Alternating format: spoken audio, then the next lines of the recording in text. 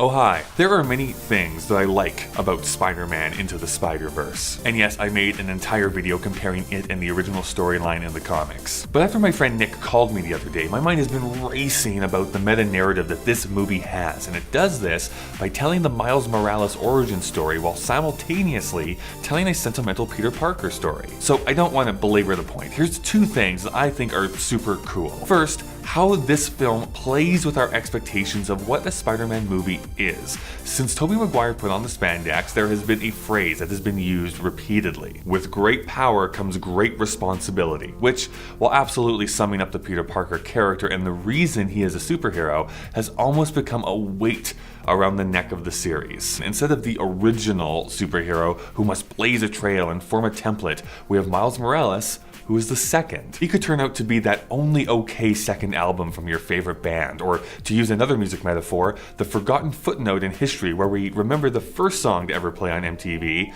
but have no clue about what followed it. Miles struggles with how he wants to stand out. He can't fully express himself to his father, and when it comes to being a superhero, he's confident he won't be able to reach the level of the greatest. And I mean greatest is my word, but in this fiction we are consuming together, that is how Spider-Man is portrayed. And so this brings us back to the original concept of nerd getting bit by special spider, which then thrusts them into greatness. While Miles has a bit more coolness than Peter ever did, what I love that this movie has done is break away from the idea of a chosen one.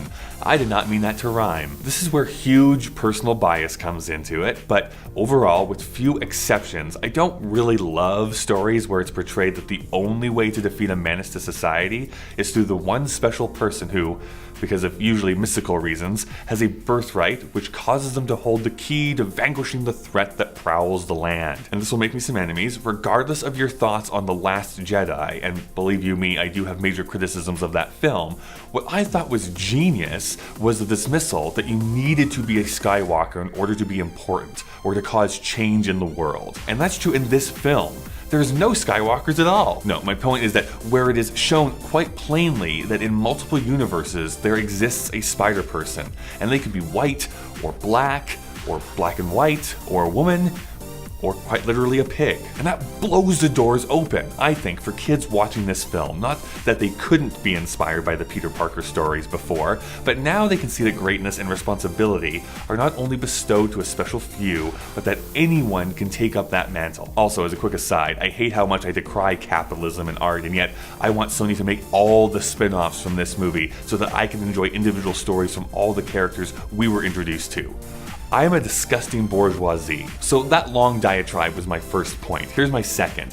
This needed to be the sixth installment. I don't think I'm telling tales out of school to say that there was a point where audiences were tired of seeing Spider-Man on screen. The first two Tobey Maguire films are generally well liked, with the third being the leukemia cherry on the cancer sundae. Although the second is still routinely called one of the best superhero films ever, here's another opinion that will make me lose friends. I was never a big fan of any of the first three. The second is definitely good, it just didn't hit my high standards for what I think a Spider-Man film should be, so what that means is that I'm a pretentious fanboy. After those first three, Sony wanted to create an entire cinematic universe with Spider-Man and made two films with Andrew Garfield, who I really like, but those two films are so incredibly mediocre that I can't even bring myself to rewatch them. I was convinced that with Marvel not having direct control over the character and how much the box office had declined for those Andrew Garfield films, that it would be a long time before we ever saw Peter Parker or Spider-Man on the big screen again. But when Sony and Marvel struck a deal for Spider-Man not only getting his own solo film, but also getting to be in the larger Marvel universe, I thought I'd gone to Bizarro Land, or at least Michigan. And now Sony is releasing animated films that have nothing to do with that universe. So why it's important to go through all that backstory is that this film is intentionally playing with that knowledge. Every time a new Spider-Man is introduced, they go through a similar montage. It starts, okay, one more time, before launching into how they became a Spider-Man. We start with the ones we know, the biting of the spider, the death of Uncle Ben, the vow to uphold goodness in a dark world, blah blah blah. But the reason why the first couple of times we see that montage that it does feel like a bit of a joke is because we have seen that story already. Peter Parker's origin story has been told twice in full in the two Sony film series.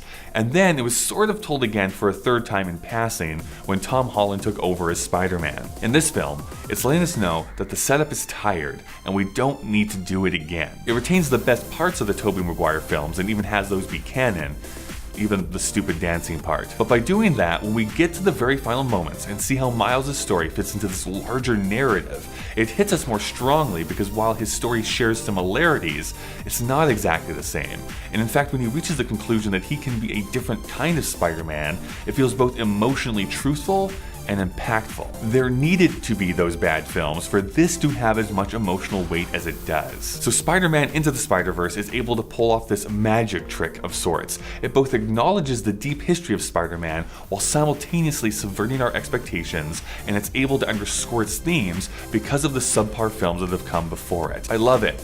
Have you been able to see it yet? Let me know what your thoughts are down below. In a few days, we will be talking about Mary Poppins. I just needed to get that off my chest. Talk to you soon.